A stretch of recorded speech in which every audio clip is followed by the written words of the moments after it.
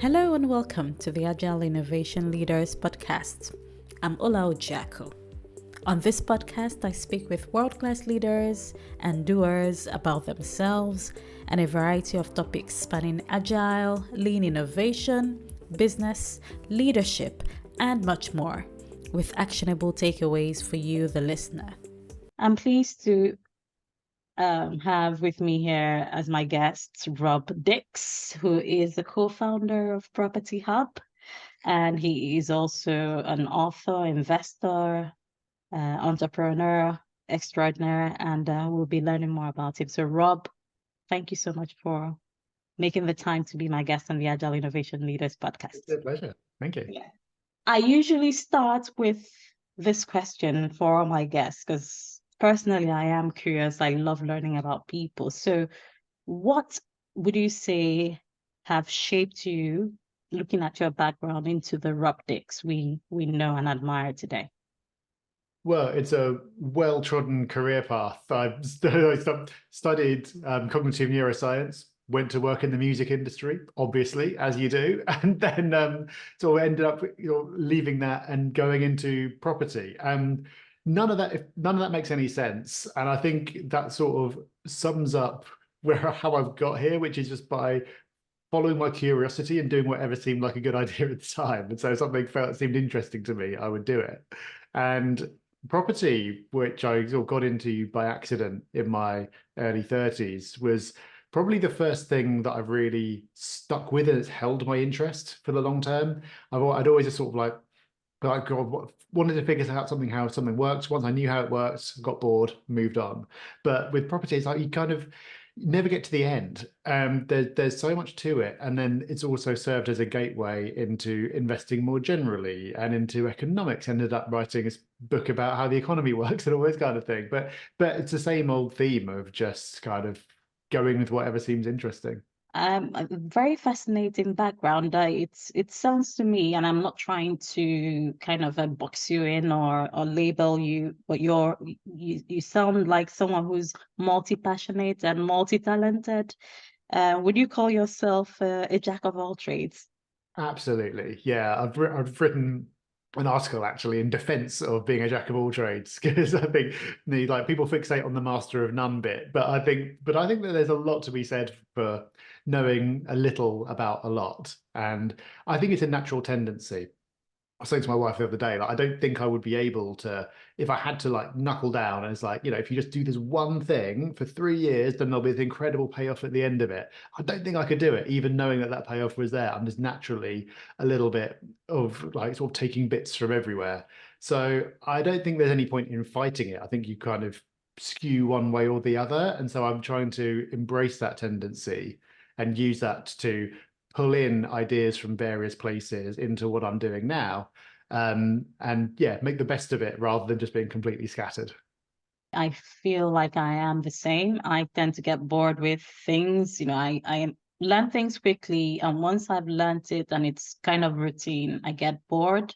And the only way to keep consistency is just about broadening my horizon. So learning from different fields. I have an engineering background, but I love learning about philosophy, psychology. How can I bring ideas out from out there into the field?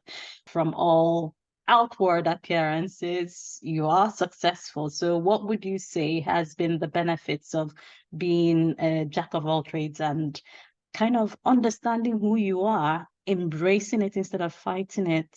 How has it benefited you? A good question. Not something I've thought about, but I'd say on a purely social level, knowing a lot about a lot is helpful, because you can end up talking to pretty much anyone about anything, whatever they're interested in. You know something about it and have some kind of a way in, rather than just having like your one topic that you can bore on about forever. And I think in general, just means that I'm always excited to be doing whatever it is that I'm doing. Like there's never like I'm still in the grind. It's because even if everyone has like grindy periods of their career, their business, or whatever, and I don't think that's necessarily avoidable, which is how it goes. You can't be like absolutely delighted with everything all the time, but even when that's happening, there's always something I'm excited about, even if it's just be able to like watch a YouTube video about something that evening that I'm looking forward to, like learning about something completely random. There's always something that means that it just never feels mundane. And actually, what you've said here with the whole buzz about, Gen AI, of where are we going? How is it impacting us? And it kind of reminds me of the World Economic Forum, their Future of Work publications. They do this annually. And one of the key attributes that would be needed in whatever future roles or responsibilities that you're going to have is the ability to learn and unlearn. So that curiosity, being able to look out, I think it's something that, well, I am trying to teach my children as well, which is not about, yes, you can learn a subject, you can, learn things in school, but what's going to sustain you and keep you relevant is going to be your ability to learn, unlearn, and relearn. So it's really key.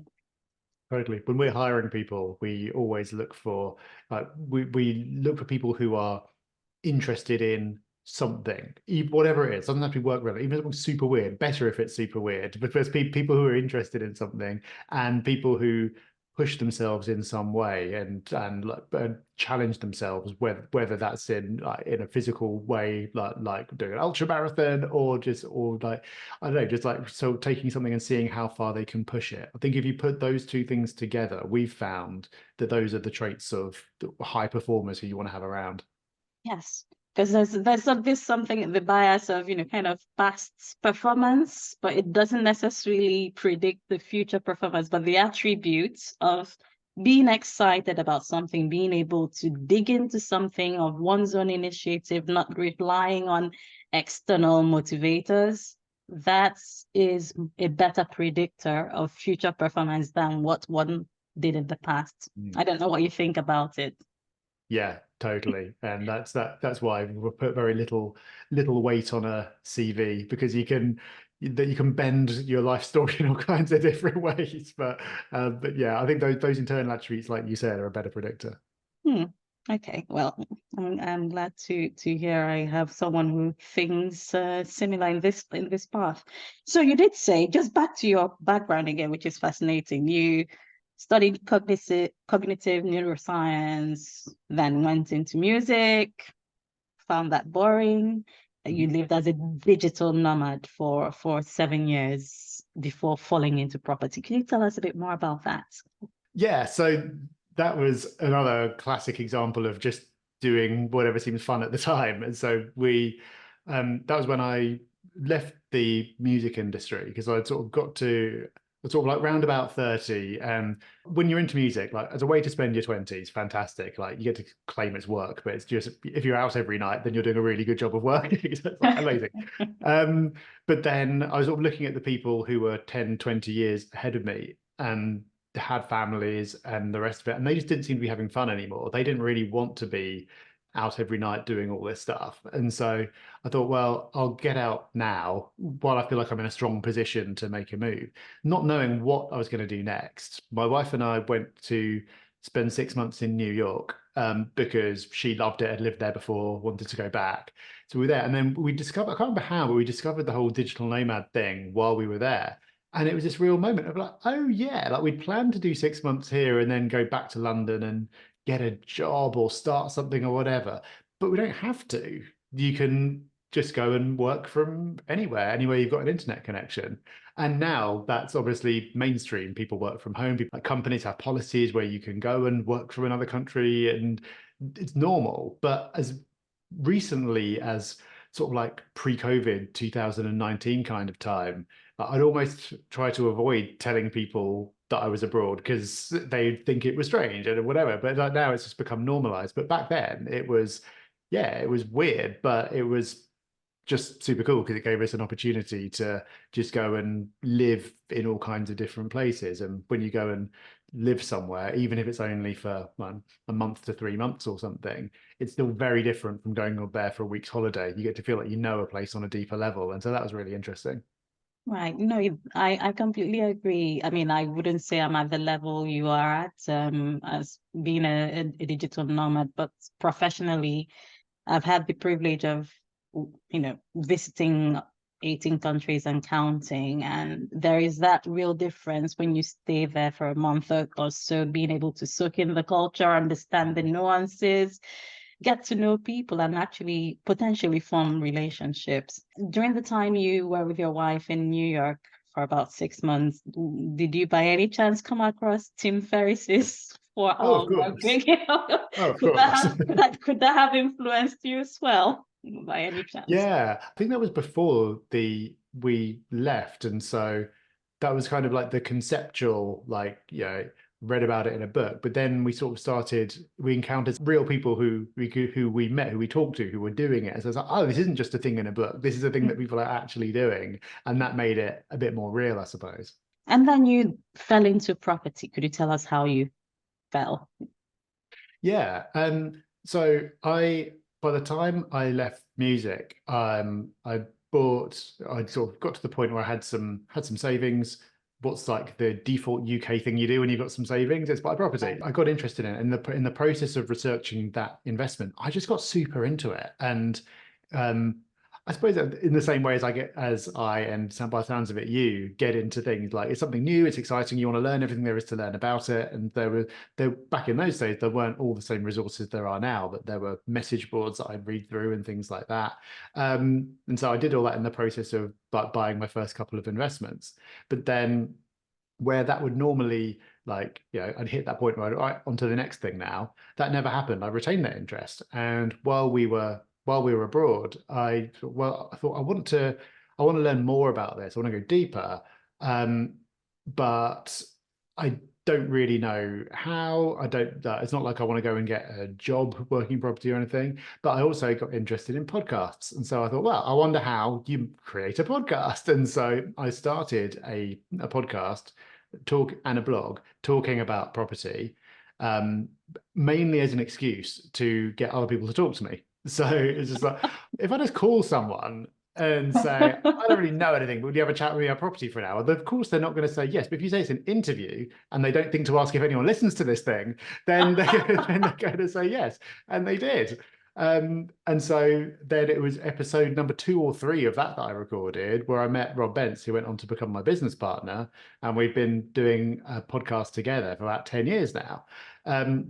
But it was purely that. It was just again starting something without really knowing what the outcome of it was supposed to be, that then led to this whole career that was never the plan at all. The reason why I was laughing is it's similar story, but just different settings. I started my podcast. I was looking to get into a different field or career, and I quite didn't know how. So, and there was someone I wanted to work with. And, like you said, just walking up to the person and saying, give me a job because I'm good. The person probably wouldn't have given me the time of the day. But when I now thought about it, framed it, kind of said, okay, how do I plot my cunning plan? Okay, I'll invite him for an interview and I'll say it's about this. I didn't know anything about podcasts. I didn't know how to set it up or anything. They said, well, when we get to that bridge, we'll cross it. So we had the interview, conversations. And once I pressed stop on the recording, he said, I want you to work with us. It's impressive, though. 10 years, you and your partner have consistently been recording and releasing your podcast. How do you do this? Because it's impressive. So I think there are 2 magic ingredients to this. One is to record at 7 o'clock on a Monday morning, because there's not much that's going to stop you. Like if you try to do it at midday on a Wednesday, who knows what kind of business thing would come up or whatever. So doing that means it just happens. And the other is having a partner, because we both had podcasts previously on our own where the upload schedule was all over the place, because being consistent on your own is so hard. But when there's the accountability of someone else to turn up, I guess in those early days when you could easily waver, we were both turning up for each other. And now we've been doing it so long that it's just something you do. It's just inconceivable that you wouldn't turn up and do a podcast, and it's a lot of fun. And so I wouldn't want to miss a week. So yeah, we put out a podcast literally every week for 10 years, including through the births of various children and other family events. And like we had episodes go out on Christmas Day and New Year's Day, not recorded on those days, but we put them out. So it's like, it's a Thursday, the podcast comes out. That's how it is. And I think a large amount of the success that we've had has been early mover advantage. We were lucky to be early, definitely, far harder today, but also consistency. Hmm. And would you say that you have some sort of help, administrative help in the background? Because I found that 2 years ago I hired an assistant, and I have outsourced like the production. It's not my strength, just having people to do that. Do you have that sort of help, and has that made any difference? It's definitely helped. So we had an editor from the very beginning, who would literally just like take the files, like take out the mistakes, and that was it. Nothing super high end, but it's just removed another barrier to doing it. And then for probably the last 4 years or something, we've had a proper producer who sort of sits on the calls with us and does some research and all the rest of it. So there's a bit more to it. But we were doing it for 6 years before that. But having being able to focus on the bit that you're good at and that you enjoy, and remove all the stuff around it. Mm. I mean, I think I know people who are very successful, who've been doing it for a very long time, who still edit their own audio. I don't quite understand it, but it's like, but they get something from it. Maybe going back and reviewing the material is helpful to them. But for me, it would just be like, that would take it out of the fun zone, I suppose. So, what have you learned in these 10 years of hosting the property podcast with Rob Benz and being in partnership in business with him? Well, I've learned like incredible amount, and I think a lot of that learning comes from being forced to talk about it. I think really helps, because I think like everyone's learning stuff all the time, but it's very easy to learn stuff but not be able to, and maybe you internalize it but you can't verbalize it because you never have. And I like writing because that's how I kind of help develop ideas, but I also develop ideas in conversation.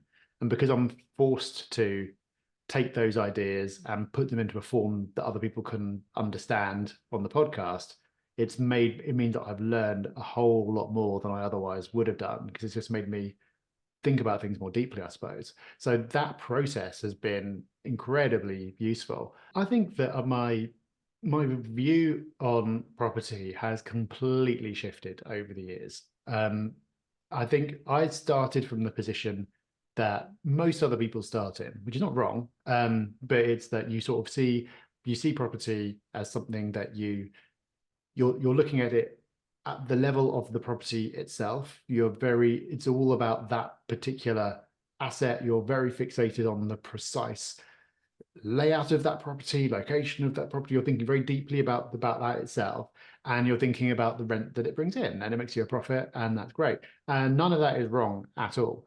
But through being exposed to property at, I suppose, a larger scale, and also thinking about the economy a lot more and how everything fits together, I now think about property not so much at the individual property level, but at the sort of the macro level of like, well, what is this as an asset class? Where does it fit into everything? Where does the ability to buy with debt fit into it, which is a huge thing? And what about the growth of that asset over time, as opposed to just the rental income? So I've kind of gone from one extreme, which is where the majority of people start, where it's like you're doing everything yourself, you're thinking very hard about what color paint to use or whatever, to now I'm like, the last however many properties I've bought, I've never seen. I haven't visited them. I want to make sure it's good, but I'm not fixated on every last detail of it, because I'm more thinking about, well, taking into account the overall economic context. Where will this asset be in 10 years? And if I think that's a good place, then the color you painted the living room doesn't make a big difference to that investment case. So I think I've now ended up at an extreme version of the other end, but being somewhere towards the middle of that spectrum, rather than just looking at the individual property level, I think is helpful. So we try to take people somewhere along that journey through what we do on the podcast.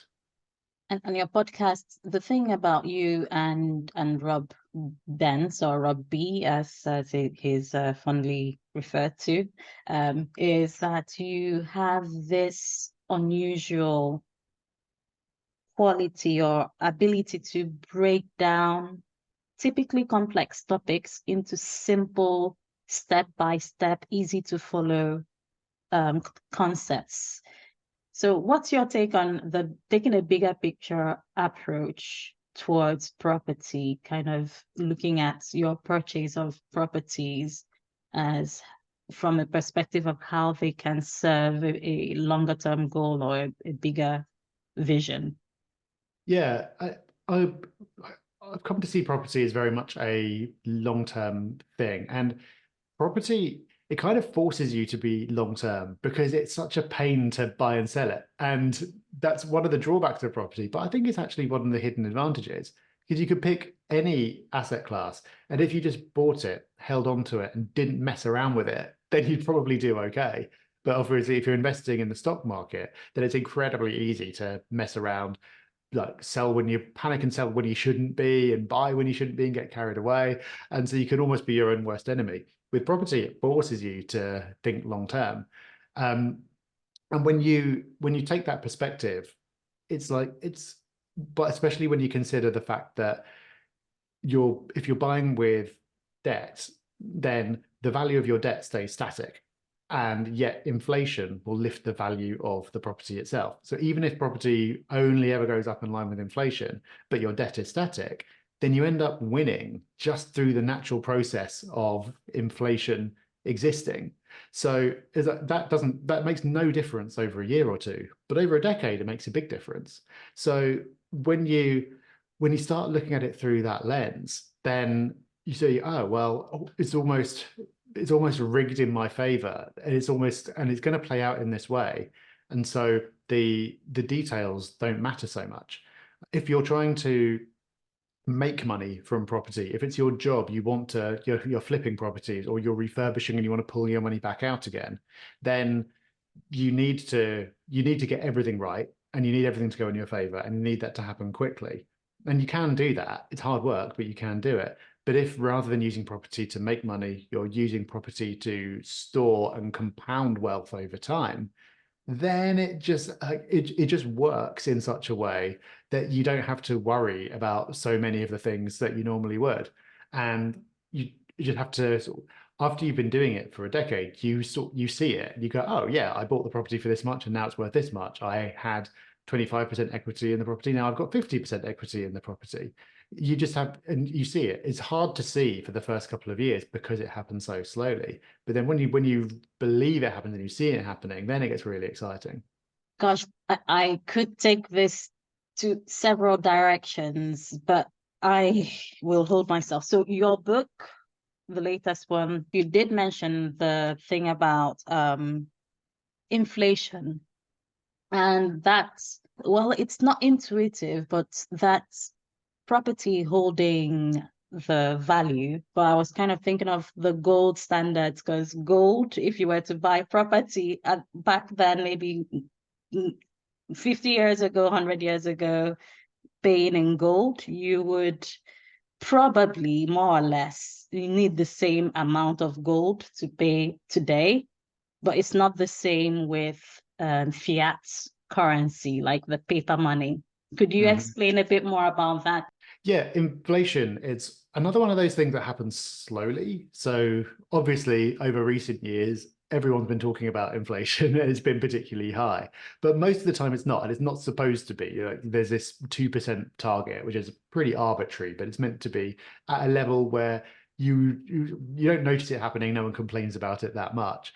But over time, that 2% compounding really adds up. So even if inflation were under control, the effect of this is that the same number of pounds or dollars or whatever else will buy you progressively less and less over time. And everyone knows this, but doesn't think about it, in that you're used to the fact that everything costs more now than when you were a child. But why? That doesn't make any sense. If anything, it should have got cheaper because we found more efficient ways of producing whatever it is. but you're just used to that being the case. And it's not because it has got more expensive to produce everything. It's because the value of the money that you're measuring it in has fallen. And that's because that's what inflation effectively is. So where it comes back to gold is that everyone thinks that property is this asset class that's had runaway growth, but it's incredible. Like if you go back to the 70s, and you measure it in gold instead of in pounds, then it's pretty much the same. It would take you the same amount of gold to buy a house today as it would have done 50 years ago. And that shows you that it's because, well, it's not that gold has stayed completely still, so the analogy is not perfect, but what it kind of drives at is that it's not the property that's moved, it's the pound that's moved. That hasn't gone up in value, the pound's fallen in value. And so that's just, so if you own a hard asset, something that there's a limited supply of which gold is one, property is another, Bitcoin's a third if you're that way inclined, then over time that will go up in value compared to the pound that is shrinking. The next level of that is that if you buy that asset with leverage, with debt, then it means that the debt is measured in pounds. And so over time, it has this effect that you might have borrowed £100,000.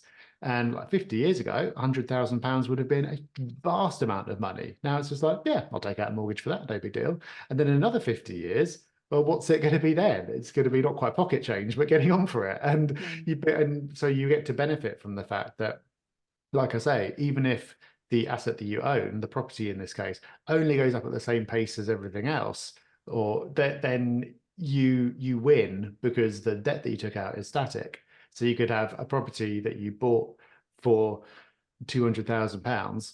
It goes up to being worth £300,000 purely because of inflation. Well, that extra 100,000, that's all yours. You still owe the same as you did in the first place.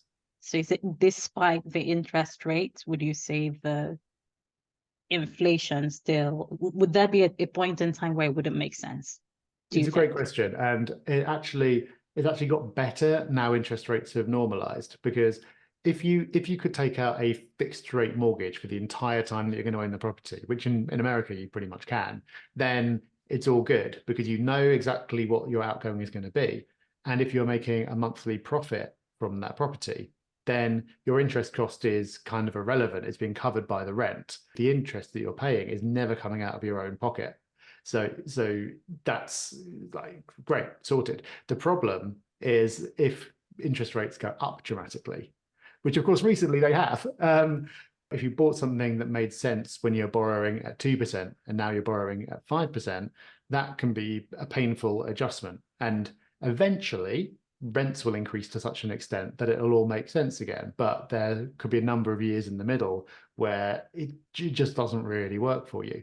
But for the whole time, the whole 14 years, the interest rates were pretty much nothing. We knew that that was unusual. We knew that wasn't supposed to be the case. And one day they would go up again. We didn't expect them to go back up to where they were so quickly, but we knew it was going to happen at some point. And so that made it tricky to go, well, okay, well, how much of a margin do I need to build into my calculations? What do I need to assume that interest rates could go up to that'll still be okay?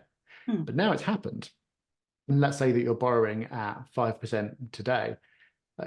I'm not saying it's not going to go up further at some point. It could do, could go up to 6%, but interest rates have gone up by about 250% over the last couple of years. That's not going to happen again. Like if you're borrowing at 5% today, it's not going to go up to 10%. Come back and clip this if it happens and make me look silly. But it's not going to happen because the world is so indebted that everything will fall apart. So you still need to have a margin, but it's not the same as it was before. So that's the silver lining view on the fact that interest rates have gone up so fast. It's a painful adjustment, but it means that you can make future decisions with more certainty. Is that why you made the statement that investing can be seen as a leveraged bet on inflation? Yeah.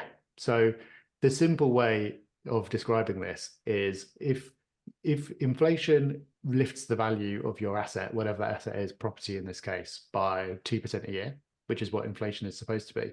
If you've only put in a quarter of the money, then that means that it lifts the value of the money that you've put in by 8%. So you're getting an 8% growth on your own money based on just inflation being at the rate it was supposed to be. And the way it tends to play out, as we've seen, is that if inflation overshoots, then you get more inflation than you're supposed to.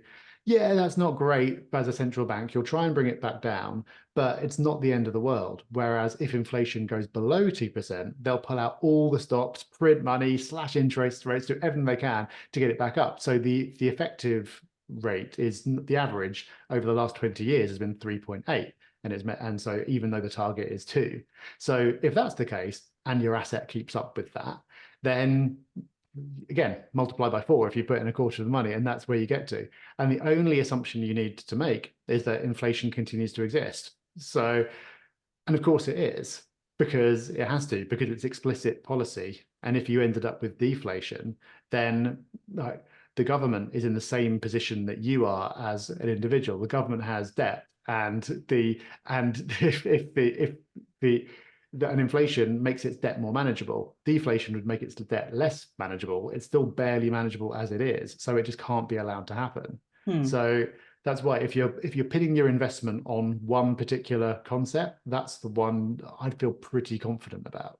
You are an advocate for having a diversified portfolio. Could you explain or share how you go about doing that and why it's important? I think that everyone will have their own view when it comes to how much diversification they want or need. And like there is an argument that if you deeply understand something, there's almost more safety in investing 100% in something you deeply understand that most people either don't, than sort of diversify across a whole load of things that you don't understand.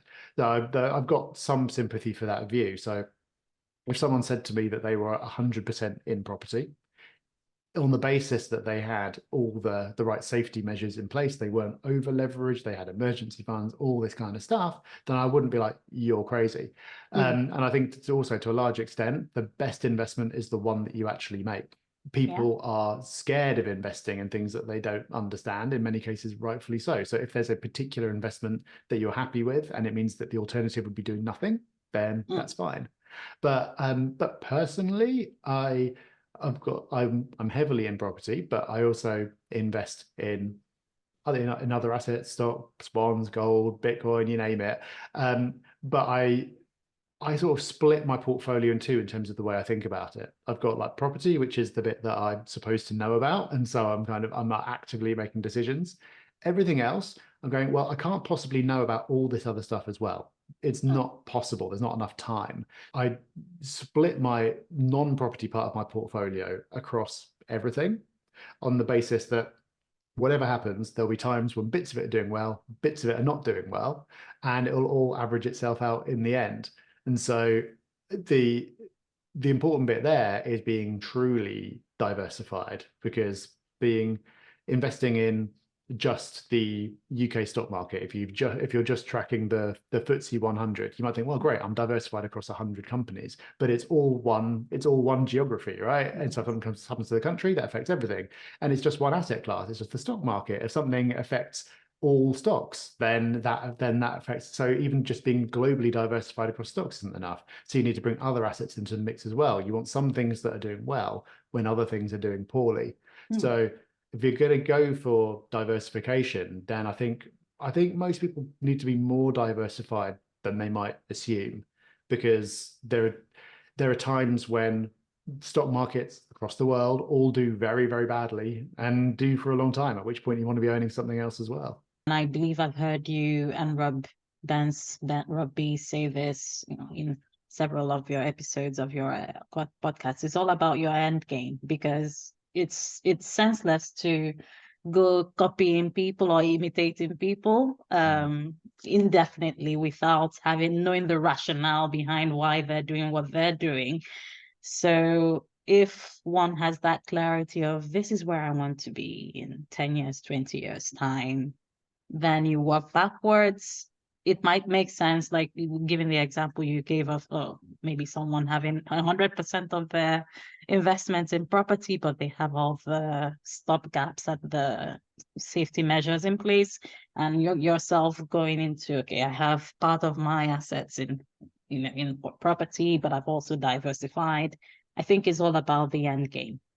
I think that's completely true, and it's also the hardest thing to figure out. You can go and research investments for all day long, but then knowing what you actually want that's hard. The self-knowledge piece and being able to predict the future and knowing how you'd react to different situations. I think it's very easy to, like, for example, like oh yeah, well, I'm investing for the long term. So if my aggressive stock market portfolio goes down by 50% in a year, that's fine because I know it'll come back again. All right, but how do you really feel if that happens? And actually knowing that in advance is not an easy thing to do.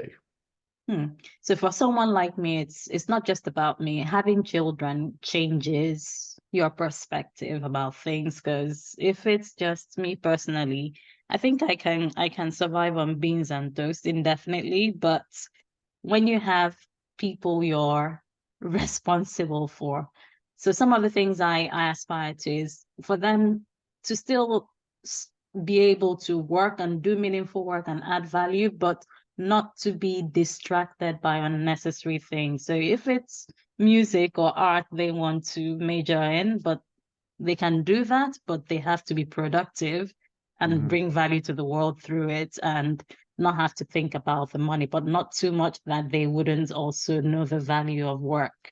So that's the sort of end goal I am working towards. And of course, to be able to give to causes and create opportunities for people or demographics that are underserved, or that typically wouldn't have the sort of opportunities other compared to their contemporaries would.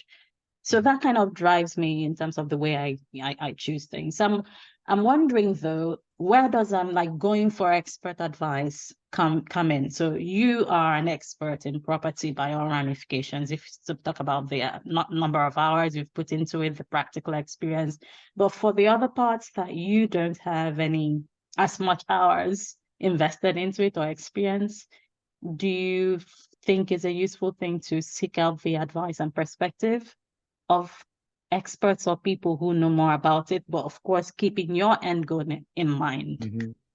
Yeah, I think that I'm unhelpfully independent in that I always want to do things myself, and that's not necessarily the best way. I think it's a good idea to bring in other people with more knowledge than you do, but with two things in mind. And you've mentioned both of these already. Like, first is knowing what you ultimately want, because any decent advisor is going to start by saying, so what do you want? Like, I can't make a plan for you unless you tell me what the outcome is. And so you need to know that anyway.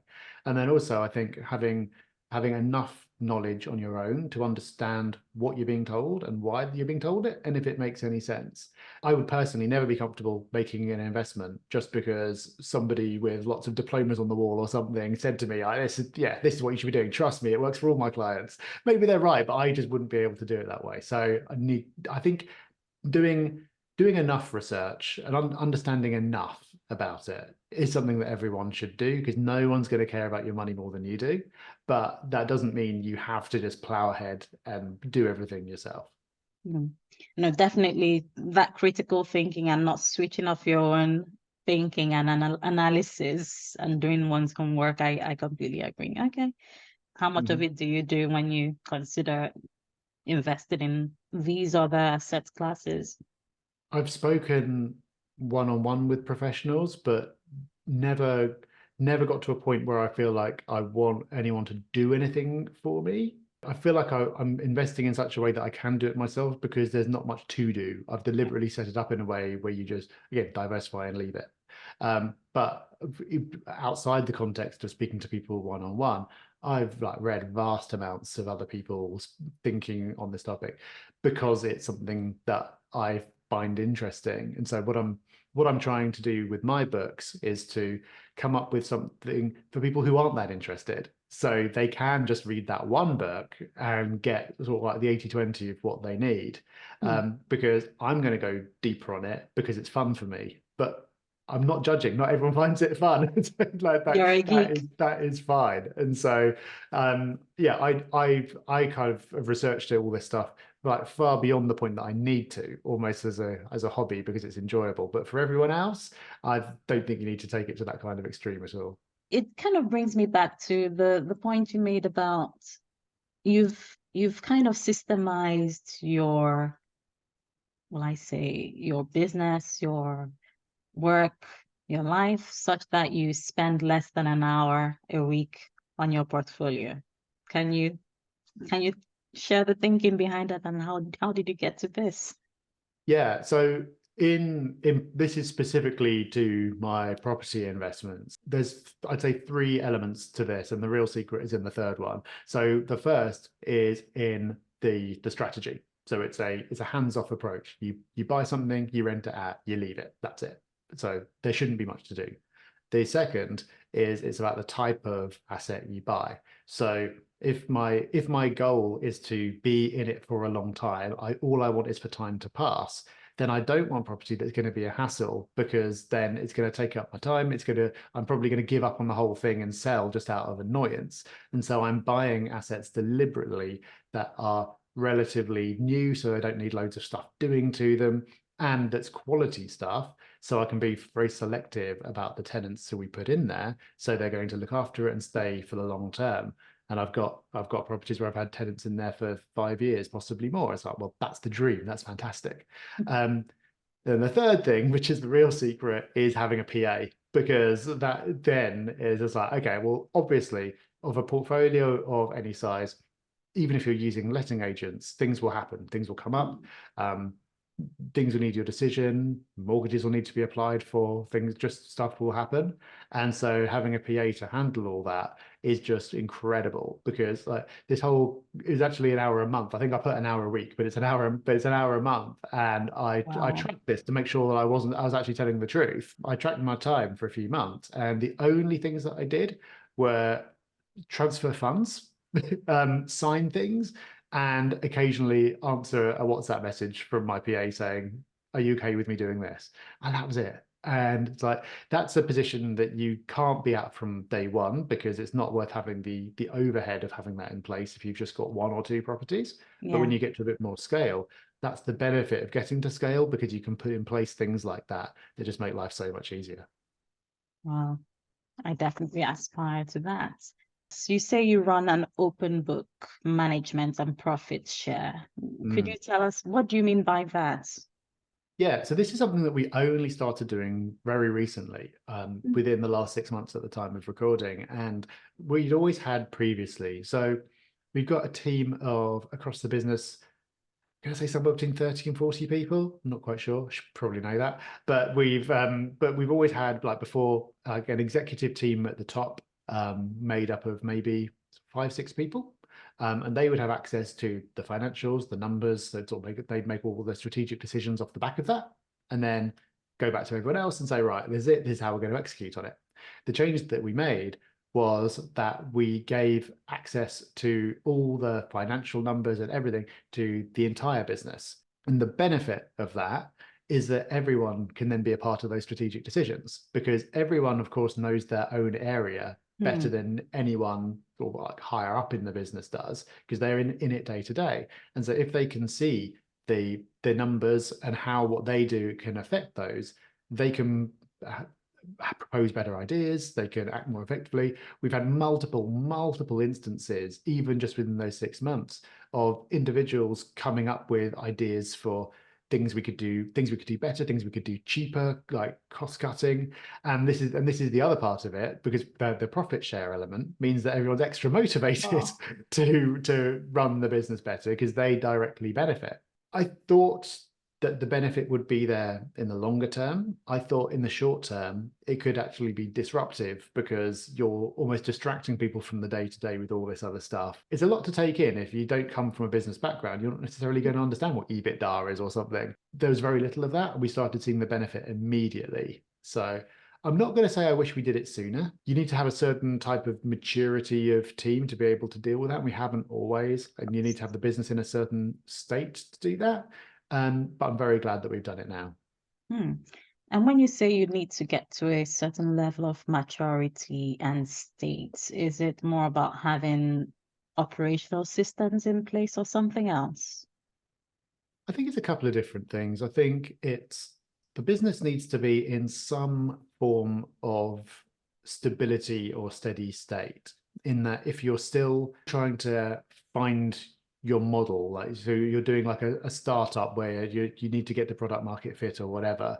You can't be led by financial numbers in the same way. You'll be led by data, but it's a different way, running lots of experiments. It's a different thing. So you need to get the business to a certain point. And I think there's also a maturity of the people involved. And that's not an age thing with maturity. We've got very, very young people in our business who are sort of super mature, but it's just an attitude. We've developed the team over time. We've got better at hiring. We've got better at like finding brilliant people and holding on to them. And so we've now ended up with a team that is like in age range all over the place, but in attitude wise, very mature and able to, I suppose, deal with this information and treat it the right way. I suppose the stereotypical like negative view on this is like you're talking about numbers in the millions and someone's sitting there going, well, I'm only getting paid 40 grand. Like, this isn't fair. But you've got to understand, like, revenue and profit, not the same thing. All this kind of stuff. And so there needs to be, you have to have the right mindset to really get it, I suppose. Understood. That makes sense. The thing about you saying opening up the financial information across the board to your employees, it aligns with this lean agile concept of decentralizing the decision making and kind of bringing that decision making closer to people who are actually doing the work. Of course, there would be guardrails, and I'm sure you have that. So that's a great concept, and it definitely helps. So how do you go about setting goals business-wise? Or you can start with personally and then business-wise, because it's kind of ties into opening up the numbers to your team and then coming up with ideas. But how do you set goals generally, and how do you measure if you're achieving those outcomes you set out to? So I'll start with business-wise because I think it's easier. In the past, I think we've been guilty, and this comes from the top. It's me and Rob. It's like we've been guilty of like biting off too much, trying to do everything that seems like we could do it. And the podcast has done so well, and lots of other things have worked well for us. We've had situations where we could do a lot of things. I think we've had to learn that could do and should do are not the same thing. And there's only so much you can do a really great job at. So we've now got to a point where I think as we've matured as individuals as well, we've kind of got, okay, like we just set goals that are based around just like growth, but not crazy growth, not hyper growth. And whenever you've got a financial number, you're balancing it with a service number. So you're not always like just like going for profit at the cost of anything else. And setting goals that are a stretch but achievable. So we've again made the mistake in the past having super bold goals which sound motivational, but then when you get half the way through the year, you go, there's no way we're going to do this. That is actually demotivating for people. That's the business side. On the personal side, it's not that different, except that I've sort of come back to the jack of all trades thing. Probably think about the goals in the context of different areas of life. So I'm always looking at all the different roles that I have and trying to have not just having business goals, but having fitness goals and family goals and friend goals and all that sort of thing, and trying to find some kind of balance. And again, I don't know if that's for everyone. I don't know if it's for every stage in life. I'm sure there'll be times when it makes sense to have a complete focus on your business so you can get to a certain point, or have a complete focus on your family and then go back to the business stuff later. There'll be times when that's the right thing to do. But for me, I'm in a position where I can and I want to sort of have a balance across everything. And how would you say parenting has changed your perspective comparing life without children and now? I think it's shifted my focus because I enjoy work and things that seem like they could be work. You could argue whether they are or not. So, like, like doing more research on something or whatever. It's like, yeah, this is work, but is it really work? So there was a tendency for that to just dominate everything, especially because I wanted to achieve. And so I just want to like sort of work all the way all the way up till bedtime or whatever, because it was kind of fun and felt I could tell myself it was necessary. But then when you have to finish at a certain time and you want to finish at a certain time because you want to see your kids, then it means I'm making a far more efficient use of the time that I put in. So in terms of a productivity hack, I think it's a good one. But also I think it's all the stereotypical stuff about like being less selfish and more outwardly focused. I think I've become a lot more empathetic. I think I was possibly not massively deficient, but a little bit deficient in that regard before. And it's given me more empathy in general. And again, with the stereotypes, just kind of realizing what really matters. And so like whenever there's a business setback or challenge or whatever, it's just like, yeah, okay, but it's not the end of the world, is it? Like, still get your family. It's all good. We'll deal with it. Puts things in perspective, doesn't it? Yeah. It does. And yeah, that's not an original insight, but it's completely true. Whenever you hear people saying this stuff before you're a parent, it's like, yeah, well, I don't know, maybe not. I don't know if that would be that way for me. But I didn't feel ready in the same way that, I don't know, some people I think know that they want to be parents or whatever. I probably waited a bit too long because I never felt ready. But then there comes a point where you have to be ready. Biology isn't going to wait, and so it's like I kind of thought everyone talks about all this stuff. Would it be? Is this going to be true for me? Surely not. But then it was. So there you go. Well, thanks for sharing that. It's always a life-changing decision, and I don't think it's an original thought, but parenting is like the job you get, and then you can get the experience afterwards. That goes against the natural law of things. At least you should have some sort of experience and proof that you're qualified. But parenting, being a parent, is something that you typically get it and you learn on the job. Yeah, well, we had babysitters and stuff from when our kids were quite young, and like some of my friends would say like, "Oh, are you comfortable living with babysitters?" Like, are you kidding me? They actually know about this stuff. I don't have a clue what I'm doing. It's far safer with them than with me. I remember having my first child in the hospital, was one day, and they were like, okay, yeah, now you can birth the baby and you're ready to go. I'm like, what? And my husband then, and we're like, what? I mean, you're letting us go with this baby home? Okay. 13 years on, he still lives. So I think there's something to say about that. Well, it's been great. So if we shift gears a bit more and then go into books, it's obvious you're an avid reader, learner. What books have you found yourself recommending to others? I mean, apart from your very insightful, very thoughtfully written book, The Price of Money, I can't recommend it enough. You break down, economic concepts and kind of bring in the whole big picture in. So it's something I've enjoyed going through, and I will be referring to again and again. Okay. And you've also written books on property, like How to Be a Landlord, which I have on my Kindle, and others. Are there books that you found yourself recommending or gifting to others? And if so, can you share some of these? Yeah, well, the thing about parenting, as you'll know, is it reduces your time for reading. So I've read far fewer books over the last 6 years than I had done previously. I find myself listening to a lot of more podcasts and watching YouTube videos and stuff. But in terms of books, the one that I can mention that's made a real impact on me in recent years is called Die with Zero by Bill Perkins. And it really ties back into this whole goal setting / knowing yourself / what's the point of it all. And it's very relevant to investing as well, because the basic thesis is that you're always swapping something for money. So you're giving up your time, you're giving up your life energy, your focus, you're swapping something to get money. So if you live the ideal life, then you should be swapping enough of that to get all the money you want to do, to have all the experiences you want to have, and then die with zero. So you have nothing left at the end, which means you've got it exactly perfectly right. But what most people do is they get fixated on the money part and are always chasing a bigger number. So you end up passing on far more than you need to, dying with all this money in the bank, but you've missed out on having experiences. And there are some experiences you could only have in your 20s. So people talk a lot about how important it is to save from a young age and the compound interest and all the rest of it. And it's true, but it's got to be balanced against the fact that there are some experiences that you'll look back on fondly, like later in life, that you can only have in your 20s. You wouldn't want to go clubbing in your 60s, or maybe you would, but I doubt I will. I wouldn't want to do it now.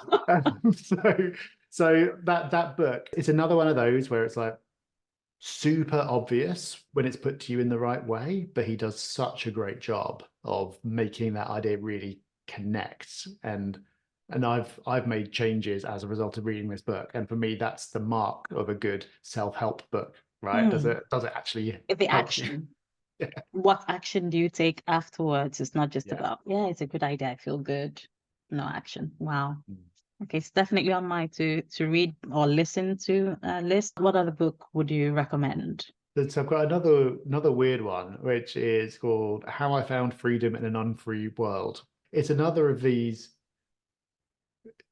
books that kind of make you question your assumptions, I suppose. The theme of it is about kind of doing what you want to, not doing things purely for other people. And this book does take it to extremes at points. It takes it further than I'd want to. But the point is, often I think people find themselves holding them back or limiting themselves based on either what other people think or what they assume other people want. And often it's just like, well, the other people don't really care that much. You just do what you want to do. And so it's another one of those that gets you thinking in a different way. The book called Outlive by Dr. Peter Attia. It's about health and fitness, but it's coming at it from the perspective of what do you want to be able to do in the last decade of your life? A lot of people, because of modern medicine, can live for a long time, but the quality of life in the last 10 or even more years is pretty shocking. So what do you want to be able to do? And if you get clear about what you want to be able to do, like you want to be able to pick up your grandkids and go for a long walk and all this kind of stuff, then work back from that to what you need to be able to do now, because there's going to be a drop off in terms of what you need to be able to do. So if you want to be able to walk a mile when you're 80, you need to be able to walk a lot more than a mile now. And so True. I think of looking at it from that way, I found it very motivational compared to like, well, yeah, it'd be nice to be able to have a bit more muscle or run a bit faster or whatever, but does it really matter that much? I found that quite eye-opening. Wow. And the thing about you, what you said about the book Outlive, I haven't read any of the three books you've recommended yet, but I'm going to put them in my to read list. There is this one I'm currently listening to, which is The Coming Wave by Yeah. Mustafa Suleiman. It's really talking about, technology, and he was one of the people that founded what's now the AI arm of Google. Mm. But talking about the intersection of AI with biotechnology and the sorts of advancements that this is going to push us into, new frontiers. But kind of going back to what you said about thinking, what would you like to be able to do? The advancement is such that they are looking into how to defer aging, keep us fitter, longer, have a better quality of life, even in old age, and probably pushing our life expectancy even more. But there's Mm. that danger as well, economically, because it's only those who have that certain level of affluence or are comfortably financially Yeah. that probably will be able to afford that. And those who don't, the gap would widen. So it's just your mentioning it reminded me of the book. I'm just halfway through. But That if you've is. not read that, it's probably something that you might want to look into as well. That's my Yeah, sounds like it. recommendation. Similar to that, that's reminded me of a book Hmm. by Azim Azar called The Hmm. Exponential Age, which I must admit I haven't actually read, but I interviewed him, so I watched loads of interviews with him in preparation for that. So I feel I've got the general idea. But then again, that's about the accelerating pace of technology and and like even things like with 3D printing being a great example, like when that phase came out, it was rubbish for years. And so like, oh, it'll never turn into anything. And then they cracked it and now it's incredible. And so many more technologies like that and the exciting side of that and the opportunities it brings. But as you highlighted, some of the dangers of that as well and the Hmm. challenges that it creates. So that's really interesting. Any words of advice for the audience? Now, my audience are typically leaders in organizations, entrepreneurs or leaders in large organizations who, um, are usually looking for ideas of how to do better, implement better, or live better. Mhm. So, generally, what would you leave the audience with? I think I'd hit on a point that I didn't mention earlier, but should have done when it comes to talking about investing and all the rest of it, which is a point that I'm going to be making in my next book, which is that all this investing stuff is great, but the most powerful thing that you have is your own earning power. There's only so much you can save. based on how much you're earning. You can cut your costs, that's fantastic, but there's a limit. You can't live on zero. There's also a limit to what investments are going to do for you. You're not going to be able to make 100% returns every year forever. Not possible. But the only thing that is uncapped is your earning power. If there's nothing stopping you from earning 10 times more than you are now, 100 times more than you are now. I'm not saying everyone can, but it's theoretically possible. And so I think everyone gets very excited about investing because it sounds like, oh yeah, I can invest in this thing and make a big return. But the only thing that can really make a difference with, and the thing that you actually have control over, is your own earning power. So I think that's something that, although I talk about investing a lot, I think you investing in learning new skills, taking a conscious approach to your career. I'm sure like your audience will be doing this already, but like really taking control of your career progression rather than just kind of like bumbling along and hoping someone gives you a pay rise or something. That's far more valuable than any investment you can make. And finding something that you want to do and will enjoy doing for a long time, because like people are retiring later than ever. It's getting harder and harder. You're not going to be by default get to age 65 and have your house paid off and have this pension that's been paid into for you. So obviously you want to do what you can investment wise to get to a point where you are able to retire when you want to, if you want to. But far better to never want to retire. And so if you just find something that you just love doing, so you can just happily, as long as your health permits, do it forever. Wow, increase your earning power. There's no cap to that. I am looking forward to your new book. Definitely. Do you have any idea of when that is likely to hit the shelves? My publisher's been asking the same thing. Okay. Well, no pressure. He didn't, if he or she didn't pay me, but I'm just wondering from okay. So some point in 2025, these things take, put it right the thing first, but then even after that, it takes a while till it comes out. But yeah, some point in 25 is my guess, my hope. All the best with the process. I know it's going to be something excellent, and I look forward to it coming out. So how can the audience find you? So they could go to robdix.com, robdix.com. That's where you'll find some stuff I've written and links to everything else that I do. And there are links there to my social channels that I go through periods of being more active on than others. But that's probably the best place to start. Any ask of the audience?